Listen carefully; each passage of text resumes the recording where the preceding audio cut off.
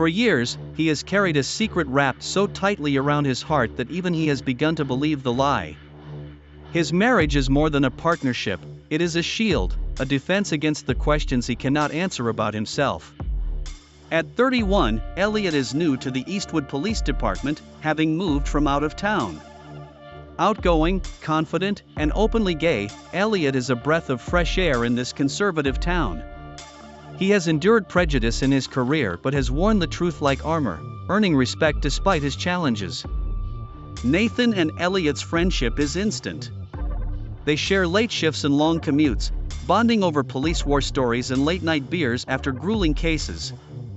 At first, their relationship seemed entirely innocent, a friendship built on mutual respect. But over time, the lines began to blur.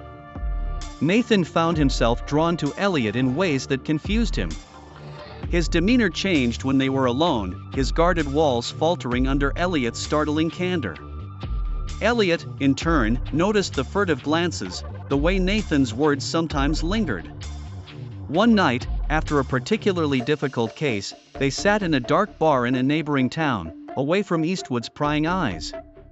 The conversation, as usual, flowed easily until Elliot leaned in, his tone soft but firm. "You don't have to pretend with me, Nathan," he said. Nathan stiffened, his pulse quickening.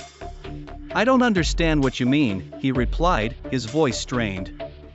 "You know," Elliot insisted, his gaze steady. "And that's okay. Just don't lie to yourself, not to me." Those words shattered something inside Nathan. Years of denial, carefully crafted masks, and repressed emotions came crashing down. That night marked the beginning of a love that would burn brightly but dangerously, a secret that would eventually demand justice. For over a year, Nathan and Elliot lived a double life, balancing their roles as officers and lovers. Late-night encounters on quiet street corners, furtive moments of vulnerability, and whispered confessions became their reality. For Nathan, being with Elliot was both exhilarating and terrifying. Elliot felt seen in a way he had never felt before. But every moment was filled with the fear of being discovered. For Elliot, the secret was a slow poison. He fought too hard to hide his truth again, even from Nathan. The affair, once so thrilling, began to weigh on him. The tipping point came one summer evening in a deserted park. "I can't do this anymore," Elliot said, his voice laced with frustration and pain. "You need to tell Emily. Or I will." Nathan felt lost. "I can't," he whispered. "I'll lose everything." "What about me?" Elliot countered. "I've been patient, Nathan. I've waited for you to figure things out. But I deserve better than this." Nathan's mind raced. He couldn't lose Elliot, not after everything they'd shared. But the thought of confessing to Emily, breaking up his family, and facing the scrutiny of his colleagues and the community was too much to bear. "You have until the end of the week," Elliot said. "If you don't tell her, I will." The days that followed were a blur for Nathan. Sleepless nights and constant fear gnawed at him. He avoided Emily's questions about his aloof behavior, threw himself into work, and tried to ignore the ticking of the clock. But by Friday morning, it was clear that Elliot hadn't lied. Nathan called. "We need to talk," he told Elliot. "Meet me at the old warehouse on the edge of town." Elliot agreed, a hint of hope in his voice. He believed Nathan was finally ready to tell the truth. The abandoned and forgotten warehouse was a relic of Eastwood's industrial past. The broken windows and graffiti-covered walls provided privacy for their secret meetings. But this time, something darker lurked in Nathan's heart. When Elliot arrived, Nathan waited, his mind a fog of despair.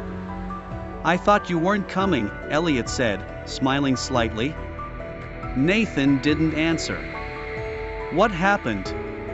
Elliot asked, his voice filled with concern. In a flash, Nathan was on top of him, his hands clasped around Elliot's neck. The struggle was brief but intense. Elliot's eyes widened in shock, then horror, before his body went limp. Nathan sat back, staring at what he had done. The reality of his actions. All he knew was that the threat to his life, his family, and his career was gone. Nathan goes on autopilot, dragging Elliot's body into the car and driving to the river where they once shared a quiet moment together. Under the fading light of dusk, he pushes the body into the water, watching it float away. Back home, Nathan kisses Emily on the cheek and joins her on the couch, his heart pounding but his face calm. For now, his secret is safe. But Eastwood has a way to uncover the truth. Elliot's absence is immediately noticed. His colleagues raise the alarm and a search begins. Nathan, to his horror, is put in charge of the effort. When Elliot's body is discovered a few days later, tangled in rocks downstream, an autopsy reveals the truth: he was strangled. Eastwood's tragedy is now a murder. Rumors spread. Investigators piece together Elliot's final days, uncovering his affair with Nathan. The once respected cop is now the prime suspect. Emily, suspicious of Nathan's erratic behavior, finds a disposable phone in the garage. The messages on it reveal everything: the affair, to Elliot's last words, to her husband's unmasking of his lies. Faced with the evidence, Emily calls the police. Nathan, knowing he has nowhere to run, confesses. Eastwood is stunned by the betrayal. The man they once revered is now a murderer, his double life exposed for all to see. Nathan Cross is sentenced to life in prison, his name forever tarnished. The memory of Elliot Hartman lives on as a symbol of courage and authenticity, even in the face of tragedy. Eastwood will never be the same. The tight-knit community, once cloaked in pride and unity, now bears an unsightly scar. People whisper about Nathan Cross at coffee shops and church meetings, their voices tinged with betrayal and disbelief. How could someone so admired have fallen so far? For Emily, the betrayal runs deeper than the rumors. Her pain is twofold: for the man she thought she knew and for the life that was once a lie. She leaves Eastwood with her daughters, seeking refuge in a town where the whispers cannot reach her. The memory of Elliot Hartman lives on as a haunting reminder of the cost of truth. A memorial has been erected in his honor at the police station, a bittersweet gesture in a place where his identity was once suppressed. Ultimately, the tragedy is more than just a murder. It is a story of truth denied and lives shattered when the truth is no longer there.